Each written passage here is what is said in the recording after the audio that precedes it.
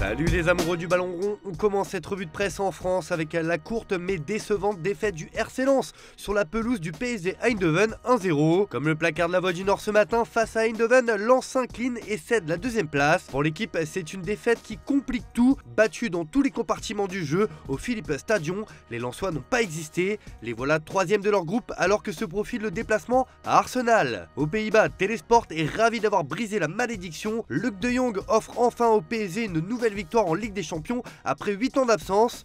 Dans le même groupe, Arsenal s'est donc tranquillement imposé face au Séville FC 2-0. Comme l'indique le Daily Express, les Gunners sont en route pour les huitièmes de finale et cette défaite condamne Séville à l'exploit, voire même au miracle. Comme l'indique de son côté l'Estadio Deportivo, le club andalou est dos au mur et doit absolument gagner ses deux prochains matchs pour espérer disputer une Coupe d'Europe au printemps. On file en Angleterre où Manchester United a connu une soirée cauchemardesque. Les Red Devils menaient 2-0 après 28 minutes de jeu mais se sont inclinés finalement 4-3 face à Copenhague. Le tournant du match aura été l'expulsion de Marcus Rashford pour une semelle sur un joueur adverse.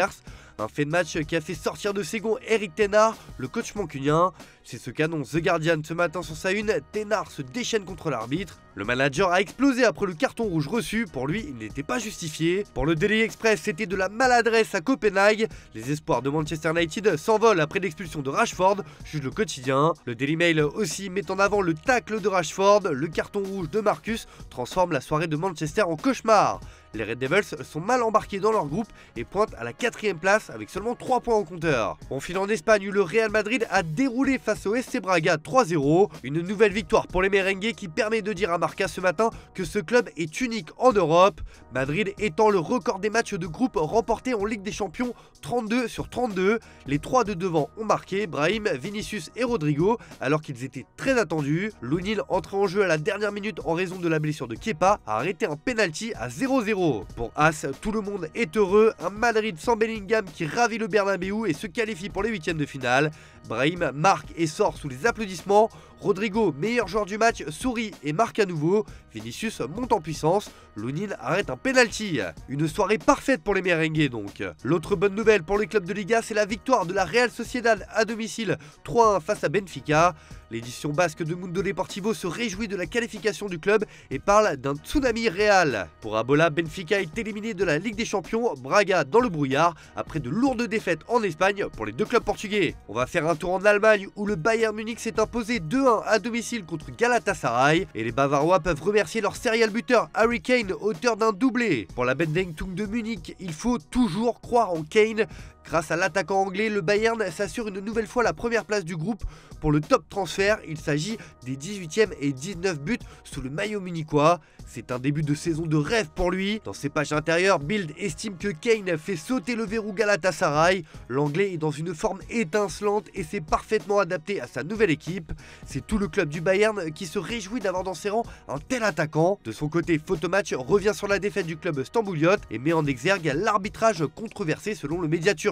En Italie aussi, des clubs de Serie A jouaient hier soir et c'est l'Inter qui a réalisé la belle opération en s'imposant 1-0 sur la pelouse du Red Bull Salzbourg. Ce matin, la Gazzetta dello Sport ne s'y trompe pas en placardant Inter toujours elle. C'est la qualification de l'Inter pour les huitièmes obtenue grâce à la victoire contre Salzbourg.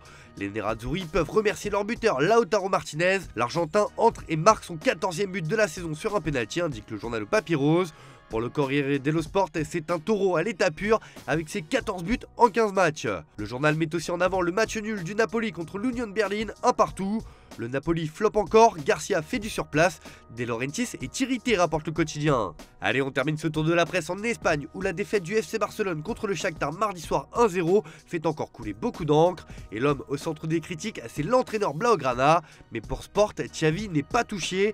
L'entraîneur conserve la pleine confiance du conseil d'administration de Laporta et sa place au Barça est assurée. Il y a eu une réunion entre le staff et l'entraîneur pour faire l'autocritique et se convaincre que cette année, ils peuvent gagner des titres. L'objectif est clair pour le club catalan, il faut vite relever la tête, mais le club risque de perdre patience avec Robert Lewandowski. Dans ses pages intérieures, As nous apprend qu'il y a un problème Lewandowski, mais la direction catalane a déjà la solution avec Victor Roque. Le Polonais n'a pas tiré au but de tout le match contre le Shakhtar et n'a pas marqué depuis 6 matchs. Le club fait le forcing pour incorporer le Brésilien en janvier. Bref, le Barça veut mettre la pression à son goléador polonais et le mettre en concurrence avec sa jeune pépite brésilienne. À Lewandowski de montrer de quoi il est capable désormais. fait. Et on termine évidemment avec le feuilleton Mbappé qui prend encore une nouvelle tournure. Hier, la presse espagnole annonçait que le Real Madrid ne voulait plus recruter le capitaine de l'équipe de France, que le train était passé, le dossier serait clos pour le club madrilène. Mais selon RMC Sport, ces informations du désintérêt madrilène seraient en fait une stratégie de la direction du club espagnol. Selon le média français, les merengues se protègent dans ce dossier mais continuent d'avancer sur cette piste.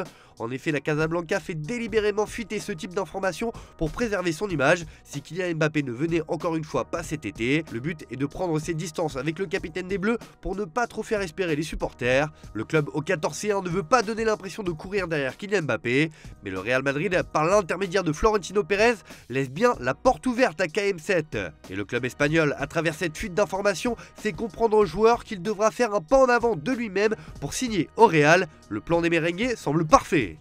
Voilà, c'est tout pour ce matin. Bonne journée à tous. Merci de votre fidélité. On se retrouve en fin d'après-midi pour le JT Foot Mercato.